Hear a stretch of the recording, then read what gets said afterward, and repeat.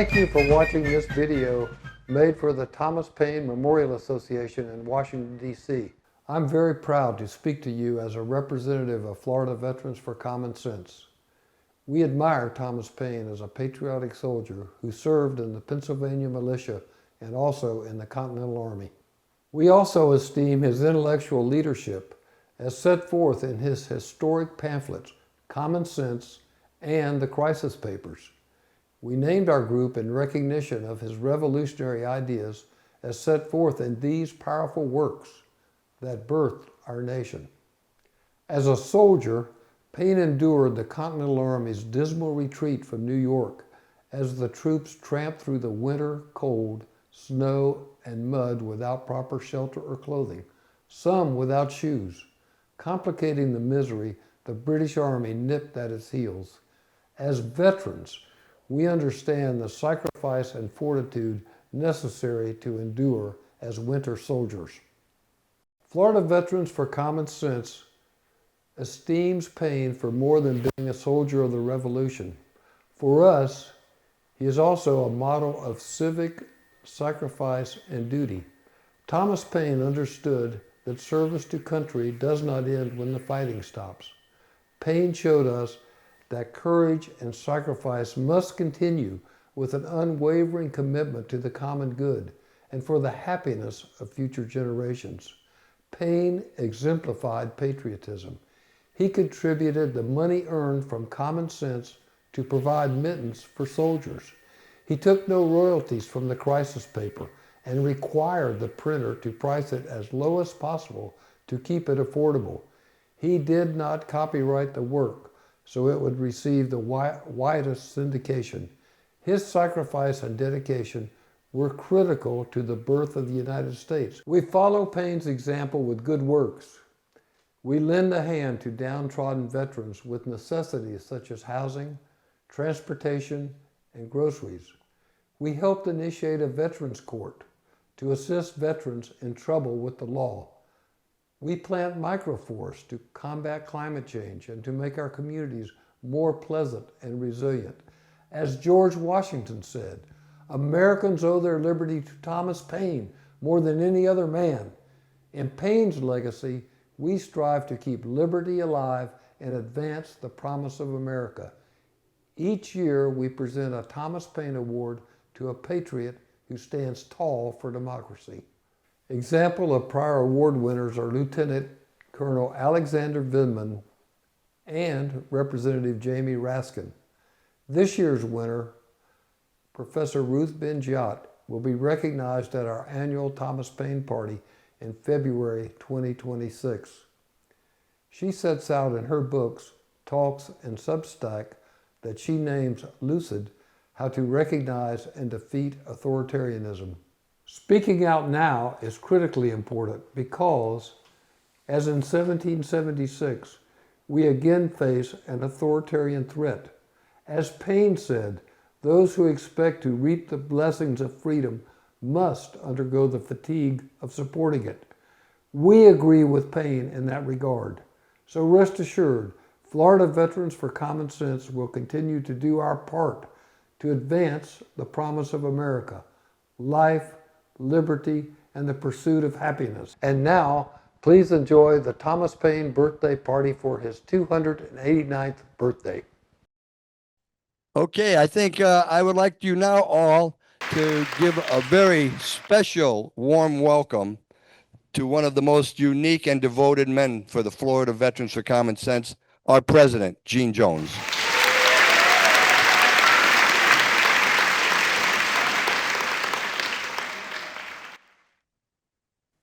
Okay, thank you very much, and thank you all for coming tonight. It's very appreciated. We could not do all the things that we do for an all-volunteer group, especially, without the support of everybody in this room.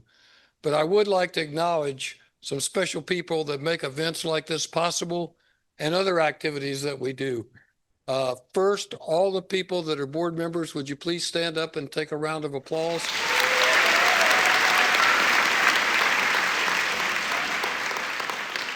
And all those that worked on this party, particularly we'd like to thank Kenny, Dave Taylor and Rich for all your hard work and many hours to put this together. It's not easy. So thank you very much. And everybody have a good time tonight. And that's an order. That was an order and a half. And now we have to do that one special thing. Harvey K., Professor Emeritus of Democracy and Justice Studies at the University of Wisconsin. Yes, he flew in from Green Bay. A very, very unique man. And he wrote the book, Thomas Paine and the Promise of America. Harvey K. I didn't realize how bright these lights are. Before I make the toast, which is the keynote for Paine's entry, Manny's out there. Okay, microphone, got it. Okay, there are two things I have to say. First of all, this is the 20th anniversary of our first coming down to Sarasota to speak on Thomas Paine, which was a great event sponsored by the Florida Veterans for Common Sense. And we so enjoyed the event and making friends with Gene, with Mike, with Dennis, and who am I forgetting quick? Jeff. Jeff had a great party when I first came down. It was fabulous. We decided we'd come every year. So during these 20 years, we've been here probably 16 times for this event, okay? That's my wife, Lorna, who corrected me in my mistake there. The second thing is that I bring greetings from a very special person, okay? Up in Maine, there's a candidate for the U.S. Senate, Graham Plattner, 41-year-old veteran of the Marines and the Army, served in Iraq and Afghanistan. And he is, as I said, he is a candidate for the U.S. Senate up there and truly progressive. When he delivers a speech, he regularly quotes Thomas Paine. And right now in the polling, he's ahead. So he said, I should wish you the best. And he actually wished that he could be here. He said, I got to try to come next year when you go down next year. Okay. Now we turn to Thomas Paine. In December 1776, during the darkest days of the American Revolution, as Gene was saying, Thomas Paine wrote the first of his 13 American crisis papers. Following devastating defeats by British forces in Brooklyn and Manhattan, George Washington and the Continental Army were retreating across New Jersey to the Delaware River and Pennsylvania. The army was disintegrating. Men were slipping away from their units. It looked as though the fledgling United States was doomed. Paine rode with them, determined to continue the fight and defiantly reaffirming his disgust for Great Britain's King, George III. Let them call me rebel, he would write. I feel no concern from it, but I should suffer the misery of devils were I to make a whore of my soul by swearing allegiance to one whose character is that of a sottish, stupid, stubborn, worthless, brutish man. Sounds familiar. The greatest writer of the Revolution knew how to call out the enemy. Only 11 months earlier, he had published Common Sense, a pamphlet of fewer than 50 pages that would turn the world upside down, calling on Americans to recognize that they were Americans, not Britons, and that they were fighting not for British rights, but for universal human rights. Paine, through words such as the sun never shined on a cause of greater worth, and we have it in our power to begin the world over again, emboldened his fellow citizens to turn their colonial rebellion into a revolutionary war for independence and the making of a democratic republic. Now, however, it seemed that America's cause would collapse on the frozen fields of Tory-dominated New Jersey. In fact, Washington wrote to a cousin of the urgent need for fresh troops, saying, if this fails, I think the game will be pretty well up. But encouraged by the general himself, Paine began to write again. And on a drumhead by campfire light, he penned words that would reinvigorate the struggle and resound through the generations. These are the times that try men's souls. The summer soldier and the Sunshine Patriot will in this crisis shrink from the service of their country. But he that stands by it now deserves the love and thanks of man and woman. Tyranny, like hell, is not easily conquered. Yet we have this consolation with us, that the harder the conflict, the more glorious the triumph. With Washington's permission, Paine rode ahead to Philadelphia to get his new pamphlet published. When it was ready to go, the printer sent a supply of them to the American encampment not far from the city. Reading Paine's words, the general quickly recognized their power and immediately issued orders that his officers should read the crisis paper to their men before they recrossed the icy Delaware to stage a surprise Christmas night attack on Britain's Hessian troops, mercenaries, in Trenton, New Jersey. Inspired anew by Paine's words, the Army of the Revolution secured its very first victory and then moved north and won the Battle of Princeton as well. So here we are in 2026, celebrating the 250th anniversary of the United States of America. And once again, we face times that try men's and women's souls. Sadly, we do not yet have our own Thomas Paine, but we do have his words to inspire and encourage us.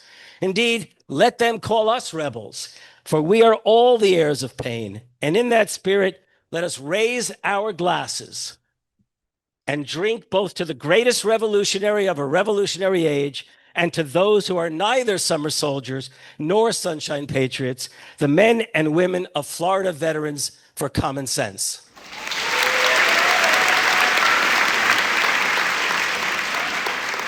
Sort of have our own Thomas Paine. And now, just real quickly, we're going to run through and let you know some of the people. Okay, we'll do all of them. Oh, since 2011, we have been giving away these awards to special recipients. Did you know that, Thomas? You were handing them out. That's right. Okay. Who was first?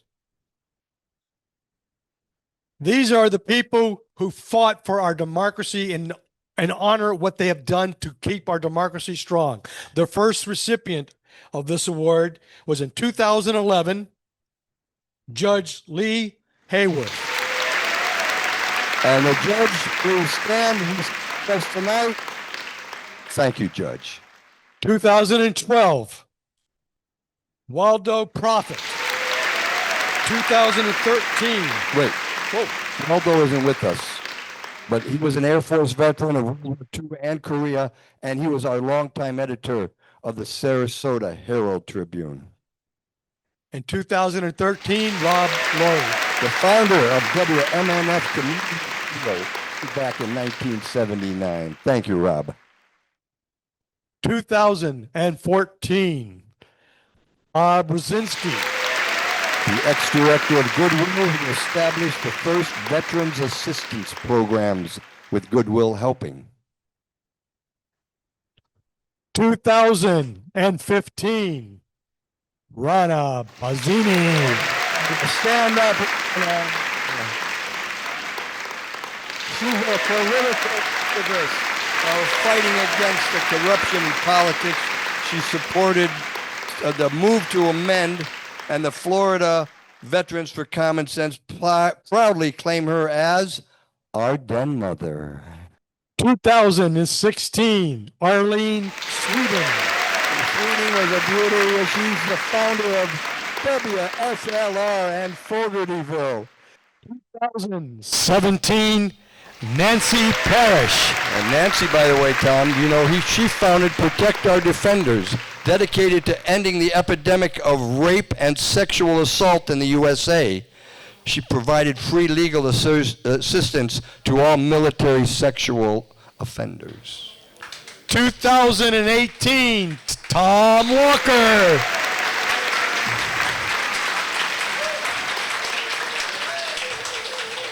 Okay, Tom, we know how good you are.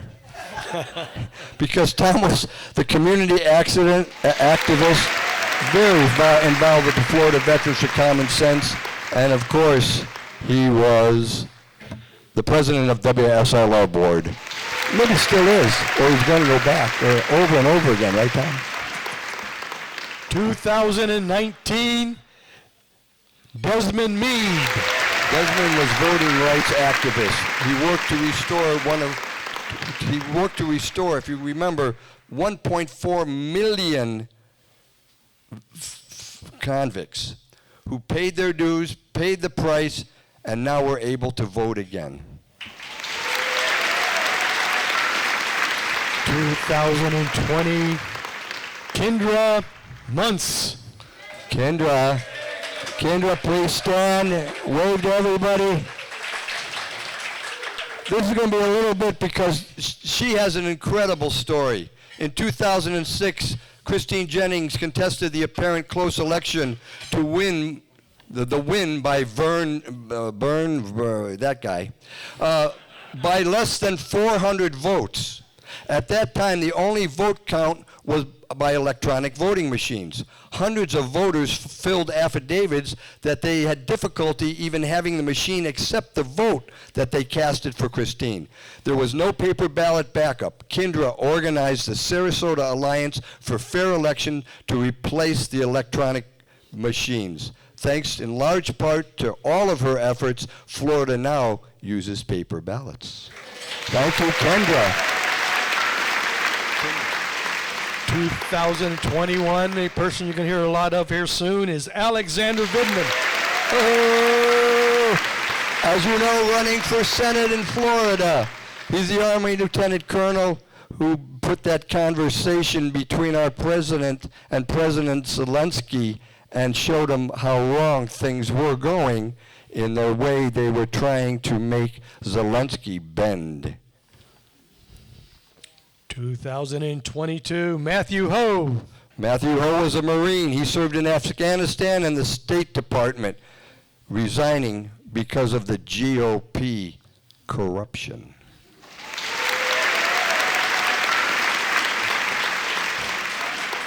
(2022), one of my favorites, Congressman Jamie Raskin. Yes, Jamie was great with us. He served on the January 6th Select Committee. He led the legal team on that J6 insurrection. 2024, Jim Hightower. Jim, former Texas Secretary of Agriculture, a critic of Wimrest. I'm sure you listen or read some of all his good stuff. And last year's recipient, 2025, Tom Edwards. Hey, Tom. Well, you know, Tom is our school board member and the person who did vote against this recent attack on our schools by allowing ICE to have some say.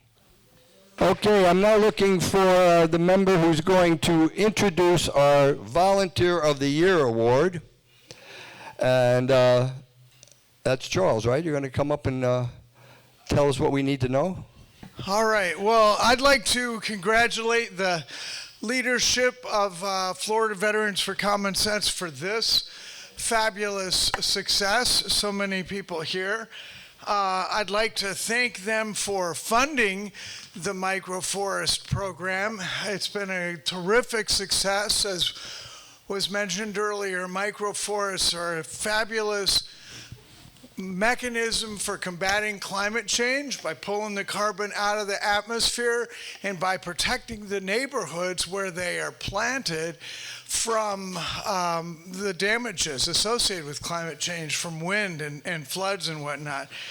I'd like particularly to thank the leadership, since I wasn't here in person to receive it, for the award. I'm proudly wearing my shirt right now for the Volunteer of the Year some years ago.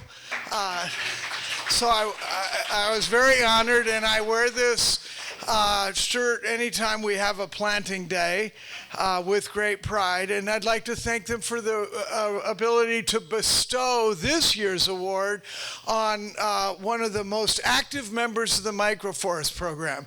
Before I do that, I want to call your attention to what You can learn about our microforests today. We have a little exhibit over on the side for the Jacaranda Eco Park microforest, which Florida Veterans has funded. And Marie Jaszewski is here, Maria, who has been a real proponent for that forest, and I hope you'll have a chance to say hi to her. We're having an open house at that forest on February 22nd and a planting day on the 28th. So if you haven't come to a planting day, please chase us down over there and we'll give you the details. I also hope you'll have a chance to meet Mike Ansell, who's the leader of the next big microforest at Promenade Estates, which is going to be that's going to be the 15th in the community and one more way to prevent climate change. Now, as the leader of the microforest program, the greatest joy has been leading volunteers. And there's nobody I have been better able to call on when I need, not just to come out and help, but sometimes with very specific things like installing a parking pad for golf carts or making sure our bench that we bought doesn't get ripped off. And this person was in the Navy. He worked on a Marine base, and besides deploying all of these valuable skills, he was in the chaplain service for this base. And his name is none other than Casey New, and I hope he'll come up so I can bestow this award upon him. Volunteers. This is so cool. Fabulous. I love it.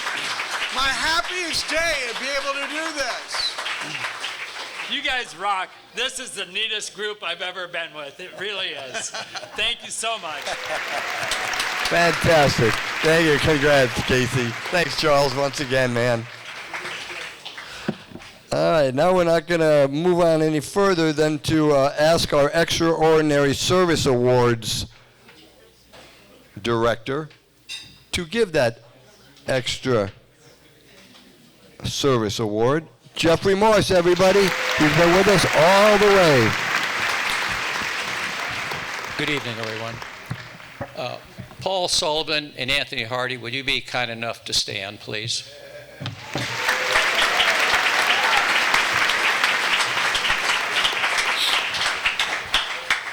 Tonight, we recognize two of my heroes, Anthony Hardie and Paul Sullivan. 35 years ago, the United States became involved in the Gulf War. It lasted 6 months, 3 weeks, and 5 days. It's a distant memory to most of us in this room. There were approximately 700,000 men and women who participated in that conflict in our armed forces, and another 250 to 300,000 what we call security forces or allied help. I forget the name, but something George Bush stamped on, cooperating nations. Almost immediately, they started getting sick. They were exposed to mustard gas, experimental drugs, burn pits, drugs and vaccines, oil well fires, nerve agents, and they were met with closed doors by the VA, the Department of Defense, and the Veterans Administration. They started experiencing chronic, debilitating conditions with no known cure. Let me give you some examples. Persistent fatigue, cognitive difficulties, chronic pain, respiratory issues, skin problems, chronic rashes, eczema, chronic hives, photosensitivity, gastrointestinal distress, asthma, COPD, structural brain changes, immune system changes, and various cancers. The Department of Defense's response was largely dismissive and skeptical, taking the position there was no unique Gulf War illness. They said the presenting symptoms did not look like a classical disease, In the Department of Veteran Affairs, claims processors were told to look for alternative causes, such as stress, anxiety, and depression. Acknowledging exposure meant accepting responsibility, leading to long-term medical care and disability compensation to hundreds of thousands of veterans. The Department of Defense, members of Congress, and the VA were dragged to the altar of justice by the efforts of Anthony Hardie and Paul Sullivan, who tirelessly advocated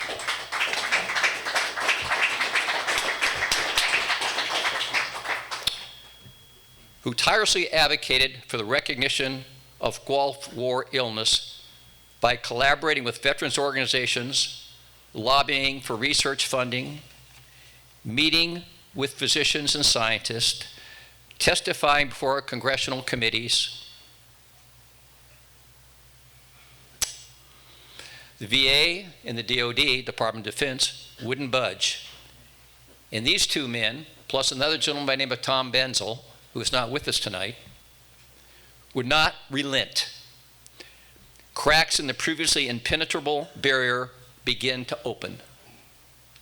Persian Gulf War Veterans Act of 1998, this is now started in 1991, this lobbying effort by these two gentlemen, and here we are, 1998. The Gulf War illnesses, with the Persian Gulf War Act, they accepted the fact that the Gulf War illness is real. It is a series of physical conditions that prior governmental research had been taken, too often poorly designed and misdirected.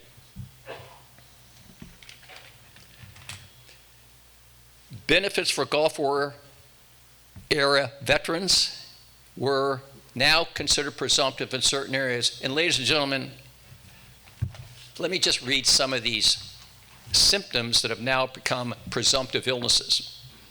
Brain cancer, gastrointestinal cancer of any type, glioblastoma, head cancer of any type, kidney cancer, lymphoma of any type, melanoma, neck cancer of any type, pancreatic cancer, reproductive cancer of any type, respiratory cancer of any type, asthma, chronic bronchitis, chronic obstructive pulmonary disease, chronic rhinitis, chronic sinusitis, emphysema, interstitial lung disease, pleuritis, and pulmonary fibrosis, along with another list of cancers which would go on for another 2 minutes.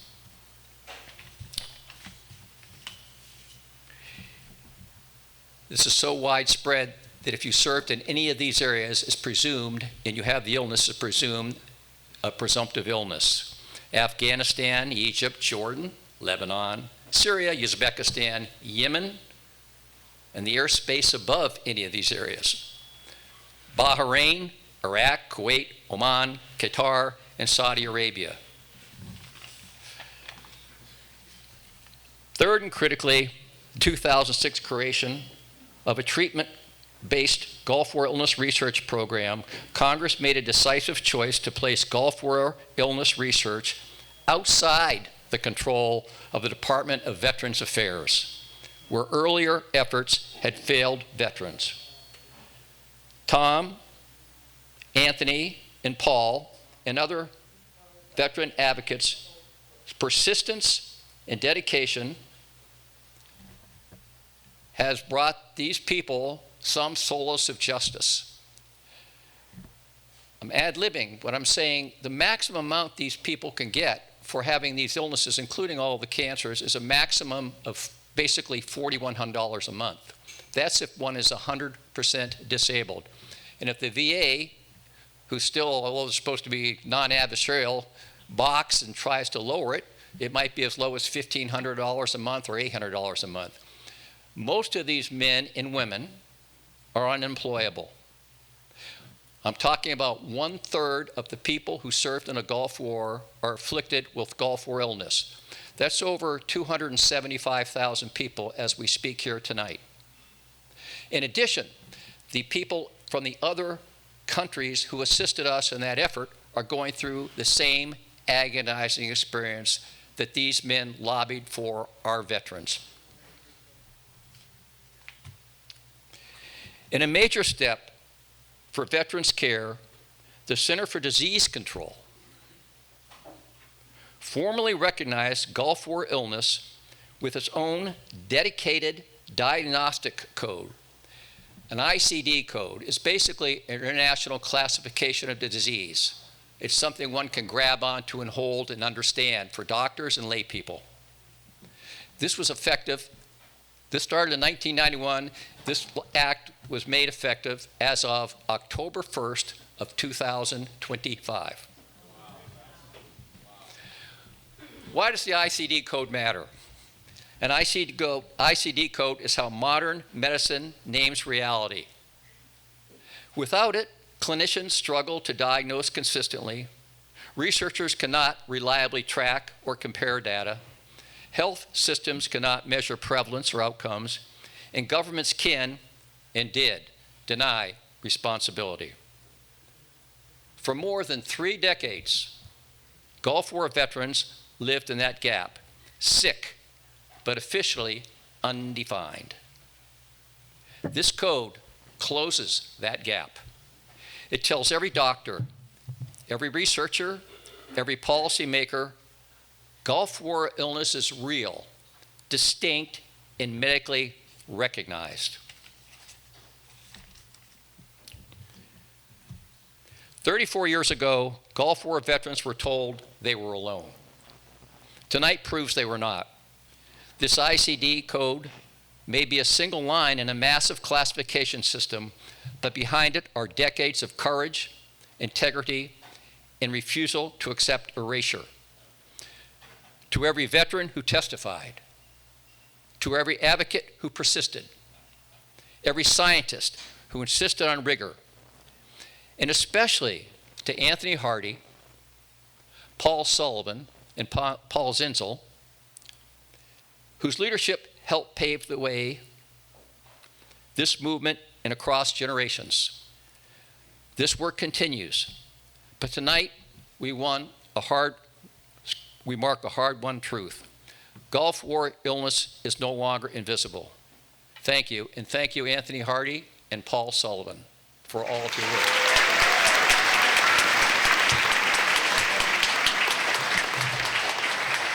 The plaque for Anthony, whose leadership was instrumental in securing an international diagnostic code recognizing Gulf War illness. His steadfast service gave voice, validation, and hope to fellow veterans. Thank you, Anthony. To Paul Sullivan, whose pioneering efforts on behalf of veterans affected by Gulf War illness helped pave the way for recognition of this multi-system disorder linked to toxic exposure. And may I say one more thing, if I may? What these gentlemen have accomplished will go forward, and all veterans who suffer these disorders in the future related to combat or non-combat or station or location will now be covered under the ICD codes. We have no idea where this is going to end, but we know it's affecting several 100,000 veterans as we speak, and thank you so much for your time.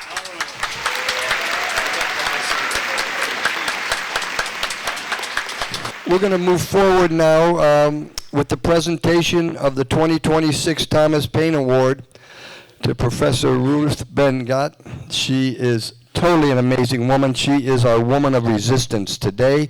And when you get a chance, make sure before you leave, the Woman of Resistance program that is in the back there is something that is definitely mind-boggling and has to do with the women who fought against the tyranny of the World War II. President Gene Jones. And lift your mic. I'd like to thank everybody again for coming tonight. It's wonderful to see all the support. And we're here tonight to honor, in addition to these wonderful veterans over here, Professor Ruth Ghiat. Today we are honoring someone who did not choose the easy path, the safe path, or the quiet path, but the path of truth. That's why we honor her.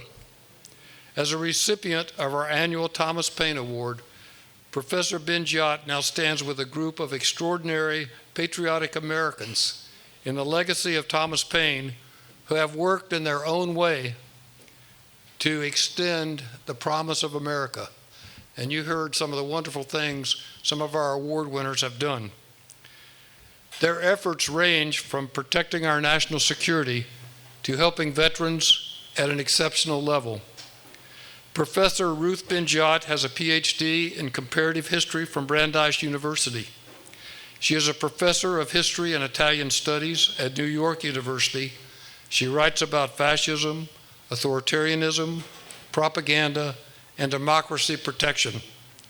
Professor Ghiat is the recipient of the Guggenheim and other fellowships. She is an advisor to Protect Democracy. She is an opinion columnist for many organizations: CNN, The Economist, The New Yorker, The Washington Post, The Atlantic, The New York Times. She appears frequently on MS Now, PBS, and also, importantly these days, independent media.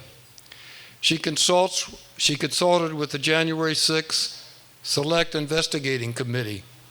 Her book, Strongmen, Mussolini to the Present, examines how illiberal leaders use corruption, violence, propaganda, and machismo to grab and stay in power. As a public intellectual, she writes a newsletter she calls Lucid about threats to democracy. It's not unusual for pundits to write a newsletter, but Dr. Ghiat does much more.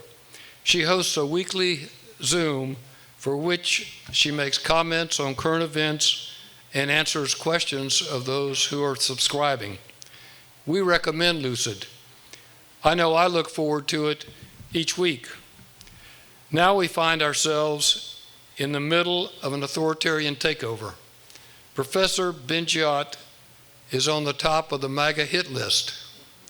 In 2024, she was invited by the Naval Academy's History Department to deliver the acclaimed Bancroft Memorial Lecture to focus on what happens to militaries under authoritarian rule, a subject you'd think the military would want to know about because authoritarians have a record of weakening or destroying their militaries. Nevertheless, MAGA congressmen, including Floridians, complained and asked the Academy superintendent to disinvite Professor Ghiat. He bent the knee and canceled the lecture. Midshipmen should be tough enough, I would think, to stand learning about history, but MAGA obviously believes otherwise. MAGA doesn't want midshipmen or anybody else to know information it calls woke. In 2023, we presented our annual Thomas Paine Award to Congressman Jamie Raskin. In his acceptance remarks, he commented how surprised he was to find a veterans group here in Southwest Florida in what he called a hotbed of MAGA and the belly of the beast. Now, right here in the belly of the beast, we have a foremost democracy defender. By presenting our annual Thomas Paine Award to Professor Ruth Ghiat, and we can stand more than those midshipmen at the Naval Academy, we're making a statement that gives the beast a little indigestion. This year, we're honored to present to Professor Ruth Ghiat our annual Thomas Paine Award. This plaque reads, Thomas Paine Award, presented to Professor Ruth Ghiat, February 11th, 2026. With grace and tenacity, Professor Ruth Ghiat protects our liberties through education, expert analysis, and advisory work. Her knowledge of authoritarianism helps us to identify and counter threats to democracy. And then, of course, we have a quote from Thomas Paine. Those who expect to reap the blessings of freedom must undergo the fatigues of supporting it. Thomas Paine, The American Crisis, 1776. Professor Ghiat reminds us that democracy doesn't defend itself. It depends on people who are willing to speak when silence is safer. For her courage, for her integrity, and for her service to our country, please join me in the Florida Veterans for Common Sense. Thank you to Professor Ruth Ghiat.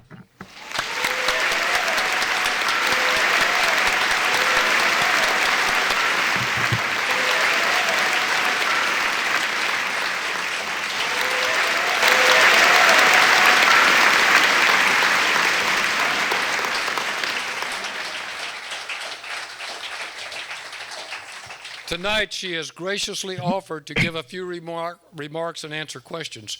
She planned to be here in person, and she wanted to be in person, but unfortunately, conflicts arose at the university, and she couldn't make it down, although she had her reservations and everything was set. But thank goodness she can appear by Zoom. So with that, I'll turn it over to Dr. Ruth Ghiat. Thank you. I hope everybody can hear me. It's certainly not as fun to be in my living room as it would have been to be there with you.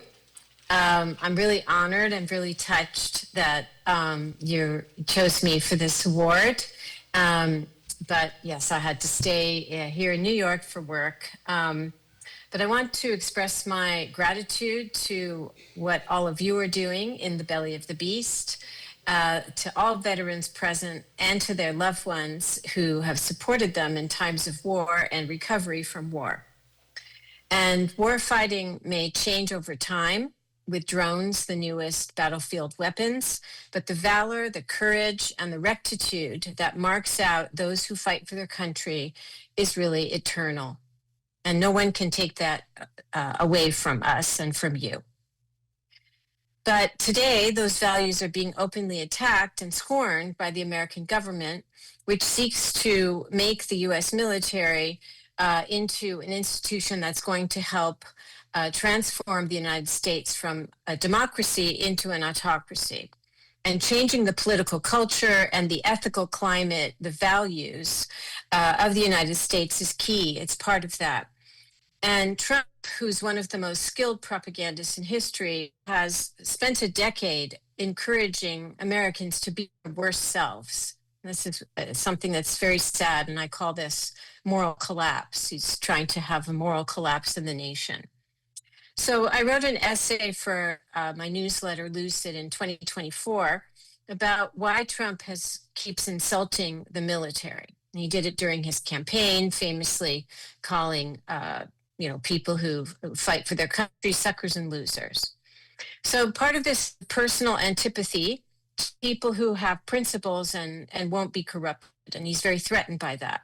And Mary Trump, his niece, observed in her book, Too Much and Never Enough, that Trump's father, Fred Trump, had contempt for the military. So he's absorbed the and when we look at who he chose for Secretary of Defense, I'm using the old term, not the new term, that's sending a strong message. If you think like an autocrat, Hegseth is a logical choice. Of course, he lacked the experience to lead one of the world's largest organizations, but he had 4 qualities that were more important. Again, thinking like an autocrat, which is what I do in my analysis. First, of course, he's loyal, and he'll do anything his boss asked. Second, he has no ethics, and his history of improper behavior professionally and privately, suggests that. So he'll do anything his boss asks, no matter what that means. Third, he is an ideological fanatic for the cause of Christian holy war, and that's part of the MAGA culture. And finally, as a former Fox Weekend host, he can be counted on to look good as he tells his lies smoothly for the government. In fact, he's installed a personal makeup studio at the Pentagon, which is a first for a Secretary of Defense. While he has demoted or dismissed countless officers, commanders, because they are the wrong race or gender, or they hold the wrong opinions about politics. And this goes with what they're planning for. They're now activating in the military. It is no longer to be an impartial institution loyal to the Constitution, as it would be in a democracy, but a tool of autocracy. And this is why Hegseth, I'm sure all of you watched this meeting. He convened the commanders, made them come from all over the world to Quantico, and told them that they were no longer bound by the old rules of engagement and old codes of conduct. He told them their hands were untied, and we all know what that means, because Hegseth had defended people who committed war crimes before. And I watched this as a historian of military coups and dictatorships, and I looked at the faces of the generals and other officials, commanders in the audience, and those faces, each one had such a wealth of experience and wisdom, like carved onto their faces. And they sat there, you know, seemingly impassive, listening to these messages. And I felt so sad for them and also for us as a country. So in taming the military in this way toward, or orienting it toward autocracy, there's also a geopolitical strategy at play. Because the powerful and prestigious and highly professional American military, with a huge global footprint of combat-ready bases all over the world, has always been a huge problem for autocrats. And during his presidential campaign, Trump promised to make, he said, if you're a smart president, they don't have to be your enemies. You'll make them do great. And disgracefully, he was referring to China, Russia, and North Korea. He's going to make them do great. And so solving this problem for autocracies of a US military that is a huge deterrence, a cornerstone of NATO, et cetera, is part of that. It's part of this making the world better for autocrats. And in the same vein, the reorientation of the military and kind of national security strategy to Western Hemisphere, Latin America, and possible deployment of military resources domestically. And we had the test case of the Marines Battalion coming into LA last June. That also helps because it leaves Asia free for China, and it leaves Europe and Eurasia free for Putin. So, and that doesn't mean the military is not going to take limited actions that help other autocrats, such as the Iran missile strikes for Netanyahu. And I also expect there to be more plunder operations, because autocrats are in office to enrich themselves, and so they plunder and to let their cronies plunder national resources. So that was Venezuela with the oil. I expect more of these things to continue. I don't think we've heard the last about Greenland. So we'll see about that. Now, what we know so far about all the Doge and all the things that have happened to government agencies, with the new count is over 350,000 valorous civil servants have been dismissed, is that the remaining agencies have become way more inefficient. They don't have the resources, they don't have the personnel. And when we think about the military, that is a frightening prospect in particular. But if we think like an autocrat, perhaps the military doesn't have to be efficient. It has to be brutal. It has to be loyal to the leader. And not beholden to old-fashioned notions of integrity and oaths to the Constitution. That's for democrats or democracies, not for autocracies. So from my studies of military dictatorship, I know what the costs of such changes are. And I'm here speaking to you tonight and receiving this wonderful award because some years ago, I decided to dedicate myself to educating Americans about, and American journalists about authoritarianism, which was a kind of a relatively unknown word 10 years ago. And so I'm going to, Jean talked about the Bancroft lecture. I have since after it happened, it was very upsetting, the ban, and I tried to forget about it. But I've researched it now for a book that I'm writing on resistance. And so I discovered new things. So I'm going to talk about that here. And this will be my first public rendering of this new situations that I've discovered about it. So it was the great honor of my career to be invited to give the Bancroft Lecture at the Naval Academy. And I decided to focus, as Jean said, on Chile, because the Chilean military was one of the most respected and upright militaries in the whole continent. And all around, other countries were falling victim to dictatorships. And they were like, we're not going to do that. We're never going to be like them. And so it was discredited and corrupted from service to Pinochet, and thousands of officers were prosecuted after the dictatorship ended. So I was going to talk about that. I didn't anticipate how threatening that knowledge would be to those who were already planning for a shift in the military in case Trump got elected, and they were trying to help him get elected.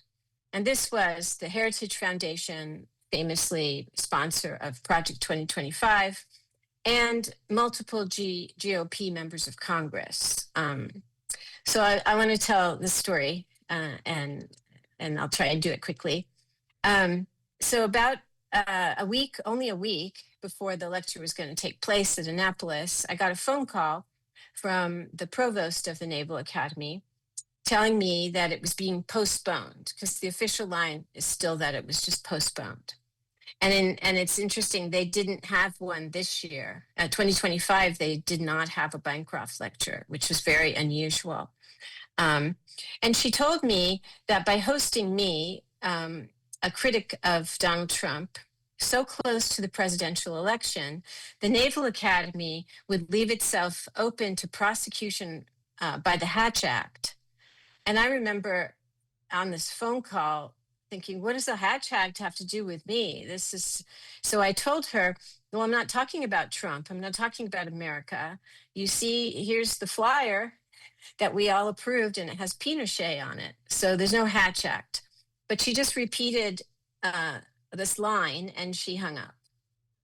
So I've discovered that the people behind it was the Heritage Foundation. They were behind this big mobilization of the Federalists. There were all kinds of people involved in this ban of me.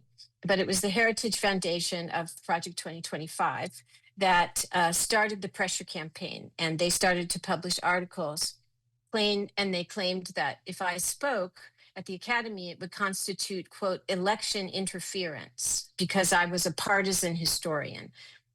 So there was a lot of that.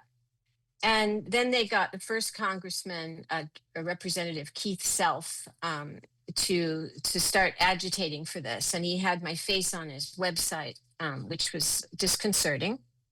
And he reached out to the Naval Academy and asked them to disinvite me because of my anticipated conduct that would violate the Hatch Act. So the next day, after he sent a letter on congressional stationery, they obliged. They called me. So it didn't take long, didn't take too much. And then what's interesting is, so then the deed was done, but the campaign gained momentum. It got bigger, even though they had disinvited me. The campaign against the Academy increased. So we all know, if you have a bully and you cave to the bully, you've shown yourself to be weak, and you're going to be bullied even more. And so this is what happened to the Academy. They also continued to attack me personally. So 17 members of Congress then wrote a letter after I'd been banned to the Academy, demanding that they justify why they invited me in the first place. So this is all a case study in authoritarian dynamics, basically. And one of the things they were most upset about in this letter, which I have a copy of on congressional stationery, was that I was saying that Trump was sympathetic to autocrats like Xi and Putin. They didn't like that at all. And so they also, there was a new round of Hatch Act stuff, and the Heritage published a lot of things and put it on their website that just inviting me, just inviting me violated the Hatch Act, no matter what I would have said on the occasion. So that's also interesting if you study authoritarian ways of thinking and ways of acting. So it dawned on me when I'd had time to digest this, that I had become a protagonist of exactly the kind of pressure campaigns that I write about that happen in authoritarian regimes, where the bearers of inconvenient knowledge or threatening information are discredited and smeared and taken out of the picture. And of course, Project 2025 was then planning to help the military transition into autocratic behaviors. And so they were, as you know, they were very active. They had a big plan, 900-page, and it had a part on education institutions, but it had a part on military academies as well. So they were planning to politicize the military academies. And so then here I was, the wrench in the works, coming to talk about what happens when you do that and the terrible outcomes. And so that just couldn't, it was the last thing they wanted the midshipmen to hear. So unsurprisingly, it turns out my ban was just the first of many moves that MAGA, did to discipline the academy. And it has gone since Trump came back to office, personnel changes and curriculum changes, suppressing diversity, social justice, other democratic values. And speakers, anybody who's going to come to speak now has to have a rigorous review of their social media before they would be allowed to set foot on campus. And the superintendent, who was the one who ultimately agreed to ban me, she was herself reassigned. And that kind of cycle happens in authoritarian contexts. But I want to end on a good note, because the Bancroft Lecture had a positive effect in terms of civic education. It sensitized many people to the stakes of an authoritarian shift within the military. And again, this is happening in the weeks before the presidential election. And it inspired an amazing amount of acts of protest and solidarity. I got so many emails from people. I'm going to quote from one. This is a mother of a woman who was a midshipman. I wish you were able to give that lecture to those midshipmen, since as budding soldiers, they deserve to know that in autocracies, they become the weapon. That's what this mother said. And many, many people wrote me and wanted to help me give the lecture that I had not been able to give at the academy. They proposed live streams.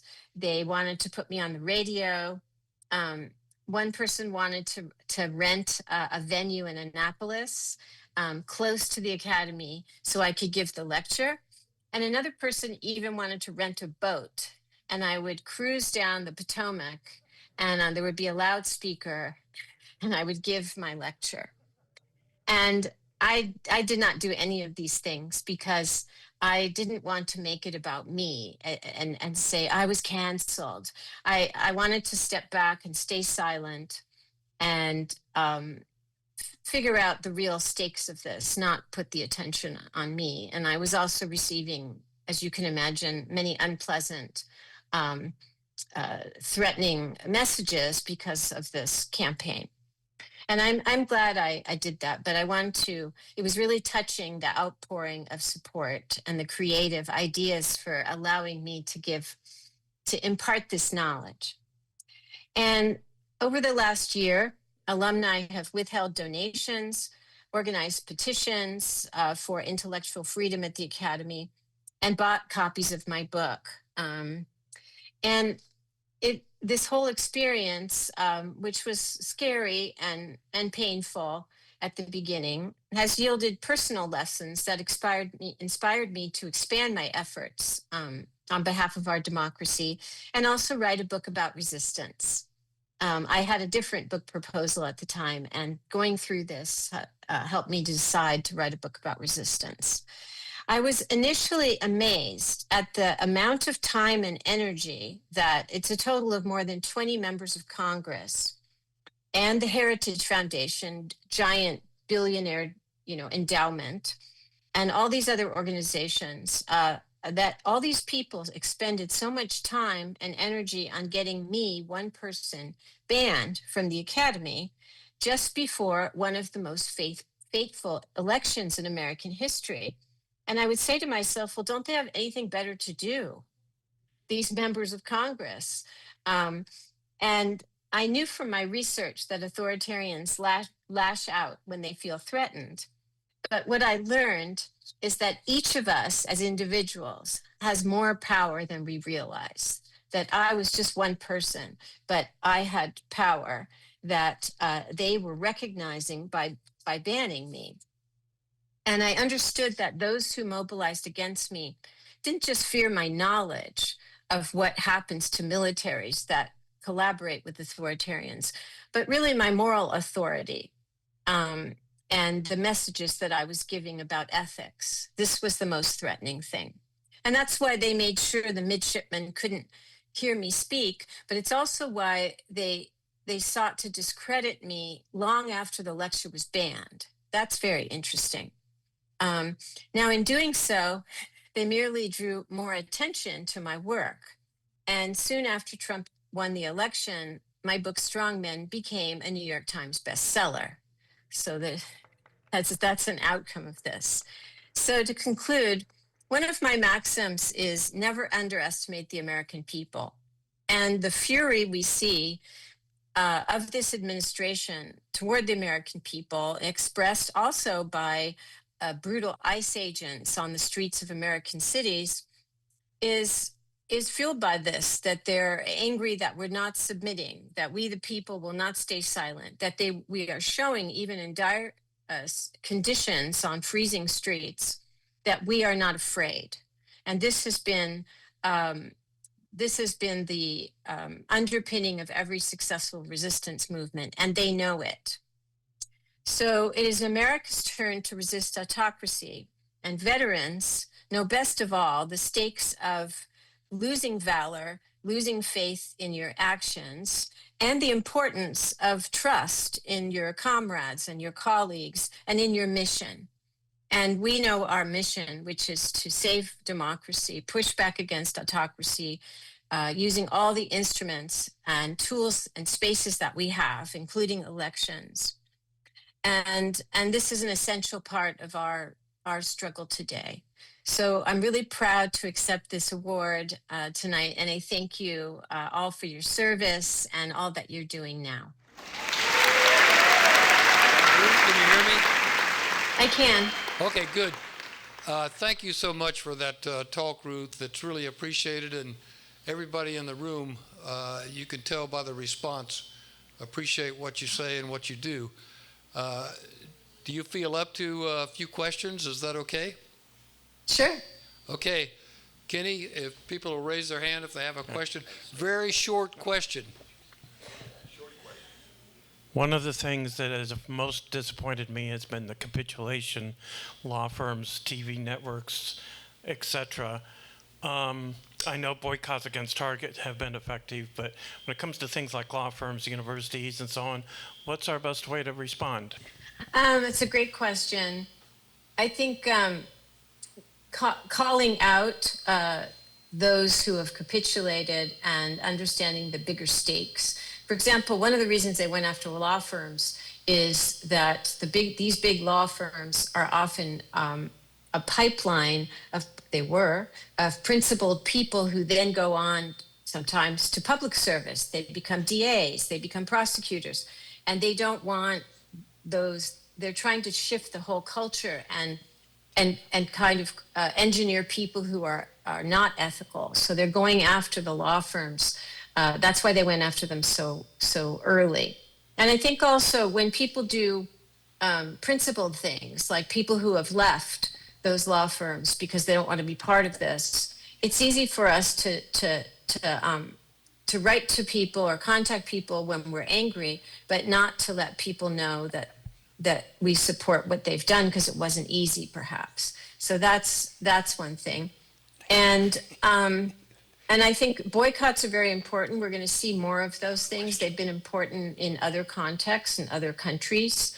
There's a lot of economic weapons that we can use against autocracy. And you saw how the Tesla boycott worked really well. And so I think there's a lot of potential with that. And those things need to be supported. And we have a question, I think it's from Kelvin. I can't see very well. Yes, Kelvin. Yes, good evening, Doctor. I'm a military, former Marine, Naval Academy graduate, by the way. I had a big debate with some of my colleagues soon after the president took office when they fired judge advocate generals in the military, because to me that was a very clear step that we're moving towards a place where the generals don't have to disobey illegal orders when you don't have watchdogs over them. My question for you is, this is now happening. How will we, as American public, know when enough shift has occurred in those leaders in the military that we're really now in danger of the bulk of our leaders being willing to disobey an illegal order? That's a great question. I would say, you know, and you all know far better than me because I've never been in the military, but we're not privy, or at least civilians are not privy to discussions that go on within the institutions. So we have to depend on external things. It's interesting to me that, and correct me if I'm wrong, that only one high commander resigned. And it was the person who was in the Southern Command. He didn't want, I think, was upset about the boat bombings. But a sign would be of the wind shifting if more people resigned. And I know that a lot of them, in fact, it's the opposite has happened. They're also, because the Trump administration threatens to take their pensions away. And so they don't want to speak out. But active duty people who could resign, we haven't seen too much of that. And that's happened in other countries. So unfortunately, you know, one of the Greenland, if they had done a military campaign against Greenland, that's a new that's a new level, and you would expect a lot of blowback.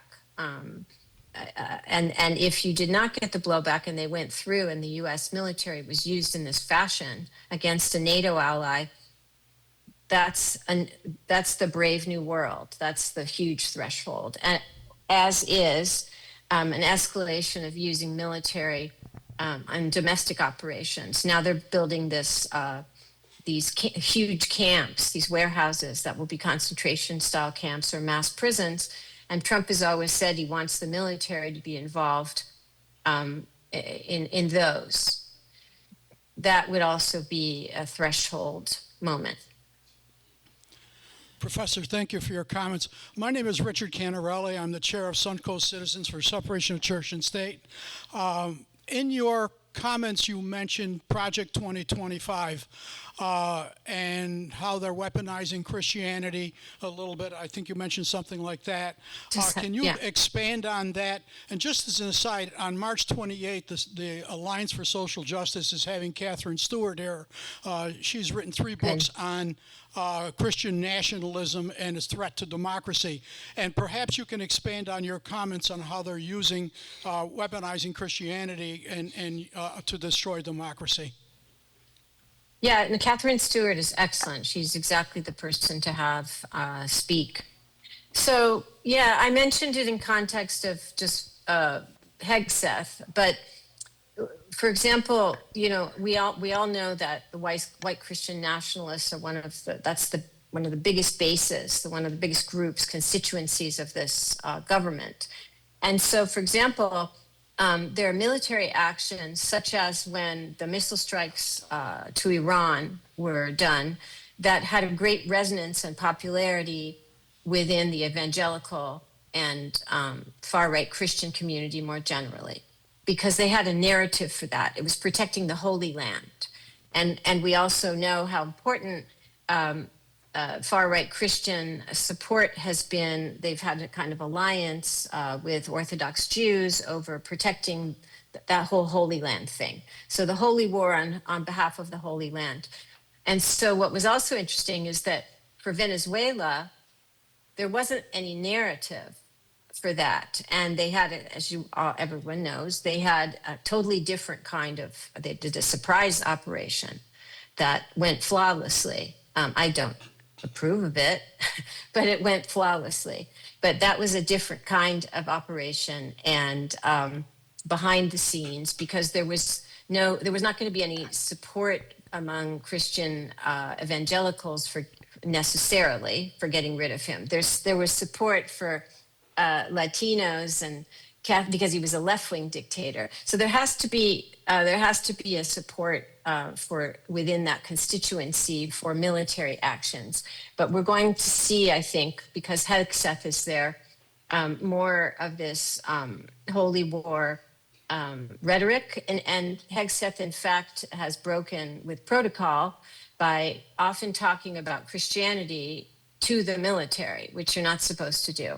He sprinkles his speeches and his declarations with terms that are from that project of holy war. Well, Ruth, thank you very much. We appreciate it. And this has been a wonderful speech. It's been very informative for us. And we're so happy to present you with this award, and we'll have it in the mail right away. Thank you. Thank you so much. I'm truly honored. Thank you all. All right, good night. And I just have to say, as the president, I'm so proud of this group. It just, every day when I wake up, I think about the wonderful support that we have in our community. And all I can say is this next year, we've got to all work harder. And as Ruth says, it's up to us to protect our democracy. So with that, I will turn it back over to our good moderator. Thank you, Kenny. Gene. Which means now what we're going to do is say goodnight. Leave. Thank you so much for being here. We really appreciate the support for the Florida Veterans for Common Sense.